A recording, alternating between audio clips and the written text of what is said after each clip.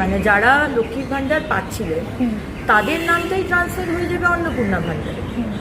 আপনারা 1000 টাকা বা 1200 টাকা পাচ্ছিলেন বা 1500 টাকা লিস্ট 1 মাস আগে পেয়েছেন, আমাদের সরকারে আপনারা 3000 টাকা পাবেন। যারা যারা সিএর জন্য অ্যাপ্লাই করেছেন তারা পাবেন, কারণ আপনাদের অ্যাপ্লিকেশনের রাস্তায় রয়েছেন, প্রসেসে। যারা ট্রাইব্যুনালে অ্যাপ্লাই করেছেন তারাও পাবেন, কিন্তু যাদের নামটা কাটা গেছে সেটারও ভেরিফিকেশন হচ্ছে, তারা কিন্তু পাবেন না। বাকি যারা পেয়ে এসছেন তাদেরকে আবার করে আমি শুনছি কেউ কেউ যাচ্ছে ফর্ম ফিল আপ করছে, আইসিডিএস কেউ কেউ যাচ্ছে ফর্ম ফিল আপ করছে, বা ডিএম অফিসে গিয়ে নাকি ফর্ম ফিল আপ করছে। এরকম ফর্ম ফিল আপের কিন্তু কোনো বিষয় নেই।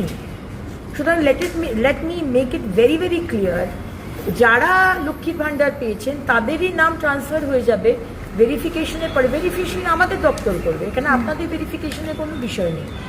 আর যারা ধরুন 15 বছরে পাননি, আচ্ছা বিজেপি করার জন্য আপনাকে দেওয়া হয়নি, বা আপনি খুবই গরিব কিন্তু তাও আপনাকে দেয়নি, তাদের আমরা শুরু করব। আমরা অলরেডি পোর্টাল খুলছি, এখনো কিন্তু পোর্টাল রেডি হয়নি।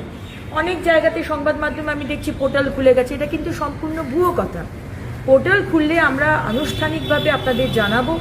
যারা যারা পাচ্ছেন না সেই পোর্টালে অ্যাপ্লাই করবেন, যারা পাননি 15 বছর ধরে, এবং তাদের